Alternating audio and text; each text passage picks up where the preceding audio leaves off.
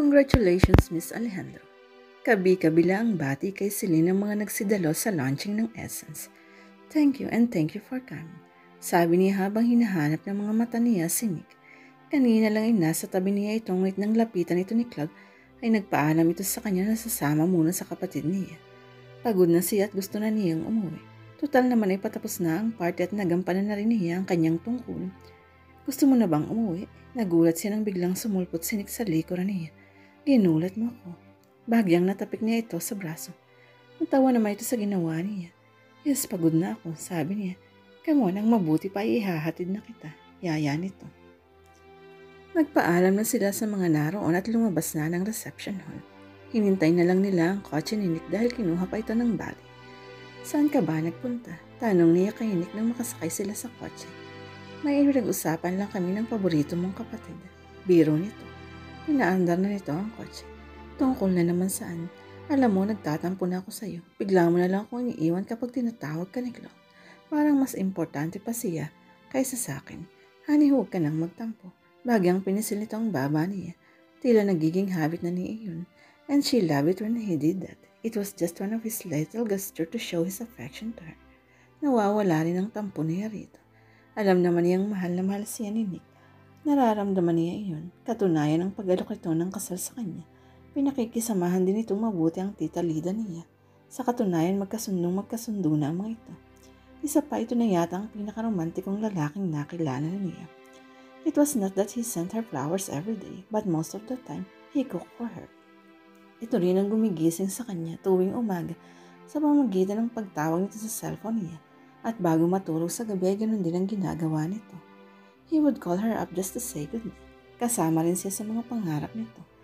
Sa ganun ding mga pagkakataon ay nakakalimutan niyang nagkukunwari lang siya. As if she was not acting and faking it all. Masyado na silang malapit sa isa't isa. Paano kapag nakuha na niya ang gusto niya rito? Baka mahirapan siyang makipagkalas dito. Dapat siguro ay magmadali na siya. Once sinabi niya sa akin na may nakuha na raw lead si Ryan. Ang private detective na kinuha niya para hanapin ang isa pa sa mga kapatid niyo. Talaga? Oo, kaya lang he found out that Griselda was dead. Ang sabi ng mga kapitbahay kinuha raw ng DSWD sa Cyril. That's the name of your sister. But the DSWD said that she was adopted by a Chinese couple. It's supposed to be confidential pero nakiusap si Ryan. Kaya ibinigay rin ng mga ito ang impormasyon. Pero nang puntahan ni Ryan ang bahay ng mag-asawang umampon, out of the country naman ang mga iyon. Ang mayordoma ng mga ito ang nakausap niya. He found out that Cyril ran away from them a few days after she arrived at their house. Napahinga siya ng malalim. Kung tutuusin na hindi na niya problema, kung hindi man makita ang mga kapatid niya, dahil wala naman siyang emotional attachment sa mga ito. Ganun pa man nag-aalala pa rin siya. Iyon lang, may hinala siyang hindi lang yun ang pinag-usapan ng mga ito. Knowing Cloud kahit na sandali pa lang niyang nakilala ito, walang laman ang utak nito kundi ang paano pa nito mas mapapaunlad ang DCI. Iyon lang at wala nang iba. Simula rin nang dumating siya ay wala pa siyang nababalitaang nakarelasyon nito. Iyon lang, may iba pa ba? Tumingin ito sa kanya. Nakakunot ang noo. Wala. Alam mo ba, napapansin kong masyado kang interesado sa mga upcoming projects ng DCI. Huwag mo masyadong isipin ng mga yun. May mga tao na namang naka-assign para gumawa ng mga trabahong iyon. Gagayahin mo pa si Cloud na walang inaatupag kundi magpayaman. Natahimik siya. Hindi nito direktang sinabi ngunit natumbok nito ang gusto niyang mangyari. Dahil isa siya sa may pinakamalaking shares sa DCI, kasali na siya sa meeting ng Board of Directors. Doon ay pinag-uusapan nila mga bagay na makakabuti at makakasama sa kumpanya sa mga upcoming projects niyon. At dahil alam na ni Cloud ang pagpupulungan, mas may advantages ito sa kanya na makapagbigay ng suggestions dahil napag-isipan na ito yun beforehand. So anything that would contradict his opinion, madali nitong nalulusutan. Dapat lang na may ideya rin siya tungkol doon upang maaari niyang makipagsabayan kay Cloud. Patas ang laban. I just wanted to help. Napakasimangot na sabi niya. Nagyang pinisil itong baba niya. I know, hayaan mo kapag may news project ang DCI, sasabihin ko kagad sa'yo. Ninitian niya ito. I know you're exhausted for everything today. Matulog ka muna. Gigisingin na lang kita kapag nasa inyo na tayo. Sabi nito sa kanya. Paano ko? Hindi ako pwedeng matulog. Nagdadrive ako. Nakatingin saan nito. Bagyang naningkit ang mga mata niya. It's not what I meant. Ang sa akin, hindi ba mas maganda kung may kausap ka habang nagdadrive para hindi ka antukin? Don't mind me. Unlike you, wala naman ako masyadong ginawa kanina sa office. so hindi pa ako masyadong pagod. Sige na, I'll be fine. Dahil talagang pagod siya dahil kahapon pa naghahanda ang team niya para sa ginanap na launching hindi na siya nakipagtalo. Pakiramdam niya ay talagang babagsak na siya. Bagya pang in-adjust nito ang upuan niya upang makasandal siya ng maayos. Paglapat pa lang ng likod niya sa backrest ay nakatulog agad siya. Nagising si Celine sa marahang pagyugyug sa kanyang balikat. We're here, narinig niyang sabi ni Nick. Ngumiti siya. Come on, mag-coffee muna tayo para hindi ka antukin mamaya sa pagdadrive. Yaya niya rito. Ayaw niyang may mangyaring masama rito dahil nag-drive ito ng inaantok. Okay, sabay na silang pumasok sa bahay. Dahil halos sa ating gabi na ay tulog na sina Trina at Bruce. Ang tita Lida naman niya ay nagbakasyon sa bahay ng mami niya sa state. 2 buwan ang bakasyon ito at naka1 buwan na ito roon. Lumiretso na sila sa komedor. Ipinagtimpla niya ng kape si Nick. Kailan ba ang uwi ni Tita Lida? Tanong nito sa kanya nang iabot niya rito ang tasa ng kape. Wala pang definite date, pero namimiss ko na siya. Ang mami mo at mga kapatid, hindi mo ba sila namimiss? Napatingin siya rito. Minsan ay nakwento na niya rito ang sitwasyon ng pamilya niya. Nakikinig lang ito at ang tangi tinanong nito sa kanya noon ay kung mahal ba niya ang mami niya. She remembered she answered him with a yes, but she loved her Tita Lida even more. Ang totoo, I don't know. Sanay na akong wala si mami. Ang mga kapatid ko naman, sa picture ko lang sila nakita. I don't know kung anong magiging reaction ko kapag nakita ko sila in person. Hindi ka ba nalulungkot bang isa? Bata pa ako ay sanay na akong mag-isa. It doesn't matter kung mag-isa man. Oo, ngayon. Sagot niya. What about me? Do you know I want to be with you every second of the day?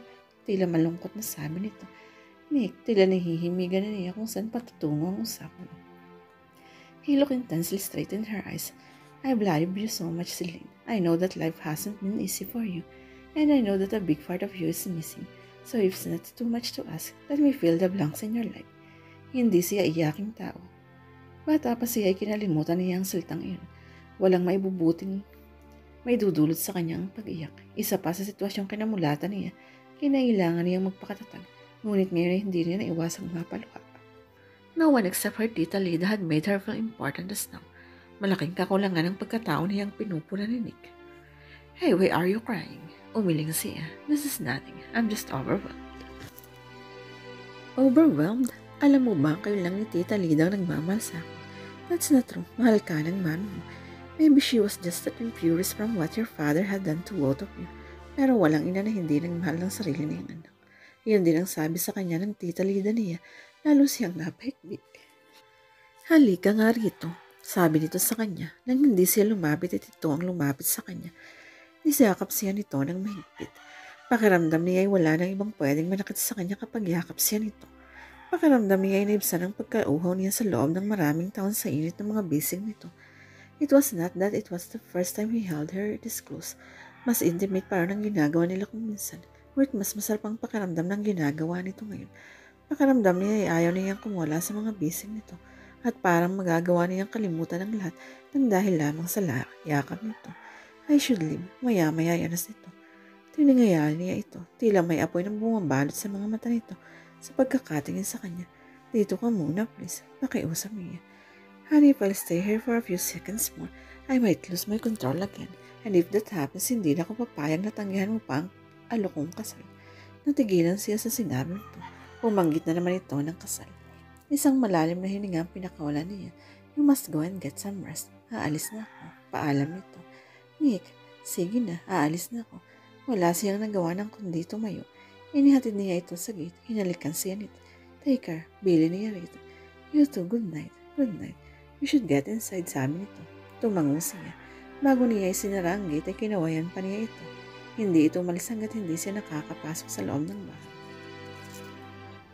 Ano Nick, may re-report ka na ba sa akin? Tanong sa kanya ni Carla. Sinadya pa siya nito sa opisina niya. Dati-tirate siyang palaging pumupunta sa opisina ito kung may pag-uusapan sila. Kadarating lang nito mula sa trip nito. Ilang linggo ring nawala ito dahil pagkagaling nito sa Martinez Cove ay nasikaso nito ng iba pang mga negosyo nito sa La Jolla. Nagsagawa rin ito ng ocular inspections sa mga pipelines sa Black Hills at South Dakota at sa Minas Gerais sa Brazil. Hindi sa walang tiwala ito sa mga tauhan nito, ngunit gusto lang nitong matiyak na nasa ayos ang lahat. Re-report na naman ang re-report ko sa iyo. Tanong niya. About your favorite sister. Nakagalian na itong tawaging favorite sister o paboritong kapatid si Celine. I heard rumors na kayo na raw. Ibang klase ka talaga. Pero napabilib mo ako. Of all women, si Celine pa. Mukhang matigas pa sa diamond ang puso nun pero napalambot mo. Okay, nagtatanong siya sa akin tungkol sa DCI, sa mga kumpanyang hawak nito.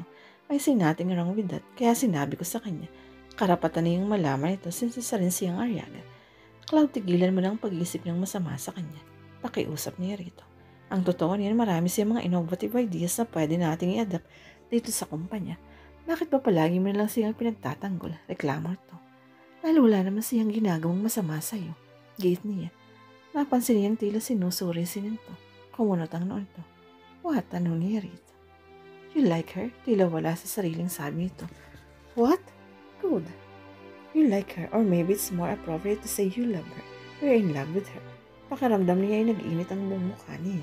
I don't know what you're talking about. Kailan niya. Yes, you do. Your eyes are glowing every time you mention her name. Hindi siya kumilos. Sa tingin ko ay na-inlove ka na sa kanya ng tuluyan. Nagkakamali ka. Giit pa rin niya. Then prove it to me. Gagawin mo ang pinagagawa ko sa iyo. Don't let her sabotage my leadership in this company. Natigilan sinik ng iwan siya ni Cloud sa kanyang opisina. Paano niya gagawin sa sinasabi nito? Kung totoo ito lang ang gumagawa ng sariling multo nito. Dahil kung may balak talaga sa Selena gawin dito ang pamumuno ng kumpanya, dapat ay tinanong na siya nito tungkol sa confidential matters ng kumpanya. Ngunit ni minsan ay hindi ito nagtanong sa kanya. Mali ang pagkakakilala ni Cloud sa kapatid nito. Tanghali na ng magising si Celine ng araw na yun. Mabuti na lang at linggo. Napuyat siya dahil sa pagdalo sa launching ng bagong produkto ng kumpanya. Ang mga bagong models ng cellphone ng Diatel. Doon ay una rin ipinalabas ang TV ads nila tungkol sa nasabing mga produkto. Pagbaba niya ay hinanap agad niya ang tita Lida niya. Nakita niya ito sa backyard. Nag-gardening ito. Ilang araw pa lang nakalilipas simula nang makabalik ito mula sa pagbabakasyon ito sa bahay ng mami niya sa state. Nilapitan niya ito. Tita, Celine, kumusta ang tulog mo? Anong oras kayo natid ni Nick kagabi? Pas midnight na po. Bakit hindi kayo magpatulong kay Trina? Kaya ko na ito. Isa pa inutusan ko siya sa grocery. Tulungan na lang kita. Kinuha niya ang walis tinting at winalis ang mga tinabas nitong damo. Bakit hindi pa kayo magpakasal? Nasa tamang edad na rin naman kayo. Isa pa sabik na akong magkaapo. Walang kasalang mangyayari, sabi niya. Kumunot ang noon ito. Anong sinasabi mo? Sa nakikita ko naman ay mahal niyo ang isa't isa. Hindi ka pa rin ba sigurado sa kanya? Nagkakamali kayo ng iniisip niyo. Hindi ko siyang mahal. Ngunit parang may nakabara sa lalamunan niya habang sinasabi niya ito. Pero sa nakikita ko sa iyo, sa mga ginagawa mo, ginagawa lang yan ng mga babaeng in love. I seen how your eyes glow every time you talk about him. At kapag nandito siya, you always make sure na naaasikaso mo siya mabuti. Nakikita ko rin kung gaano ka kasi pagkasama mo siya. Malungkot ka rin kapag hindi kayo nakikita. If you're not in love with him, then what do you call that? Palabas lang ang lahat ng iyon. Teka, linawin mo nga ang sinasabi mo. My God, Celine, may nangyari na sa inyong dalawa. Do you call that lust? Nagkibit balikat siya.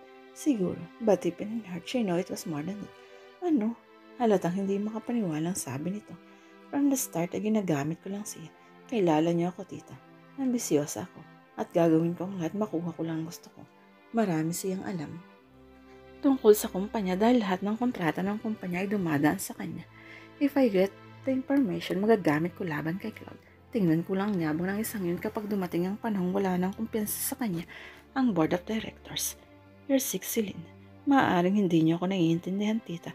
Pero buong buhay na lang akong nagdurusa dahil sa kasalanang wala naman akong kinalaman. Paano si Nick? Mahal na mahal ka niya. It's his fault. Madali ko siyang napaniwala. How could you say that? Hindi kita pinalaking ganyan. When all this is over, I'll get rid of him dahil wala na akong kailangan sa kanya. Tigilan mo na yung ginagawa mo. Palaging nasa huli ang pagsisisi. I don't know that word, tita. Kapag ipinagpatuloy mo ang ginagawa mo, kalimutan mo ng pamilya tayo, sabi nito. Pagkatapos ay tinalikuran siya. Muli siyang napakagadlapi.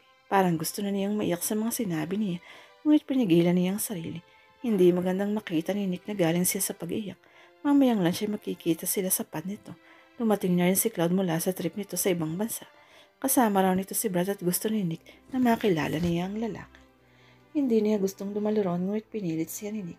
Pinagbigyan na lang niya ito. Nagkasundo na rin sila na huwag na siyang sundoin ito. Doon na lang sila magkikita nito dahil wala naman siyang balak na magtagal doon. Natitiyak na magtatagal doon sina Cloud at Brad dahil matagal nang hindi nagkakasama ang mga ito. Huminga siya ng malalim at tinapos ang kanyang ginagawa. Pumasok siya sa loob ng bahay upang kumain. Pagkatapos ay nagpahinga na siya at tinanda ang sarili sa pagpunta sa pad ni Nick. Bago siya umalis ay nagpaalam muna siya sa tita Lida niya. Hindi ko gusto ang ginagawa mo. Kaya kung aalis ka ngayon at tutuloy ang ginagawa mo, hindi ko ibibigay ang basbas ko. Tita, makinig ka sa akin, Celine. Matigas ang boses na sabi nito. Huminga siya ng malalim. Kapag kuwan ay lumabas siya ng silid nito, ayaw niyang magkatampuhan sila. Ngunit kung minsan hindi talaga maiiwasan iyon.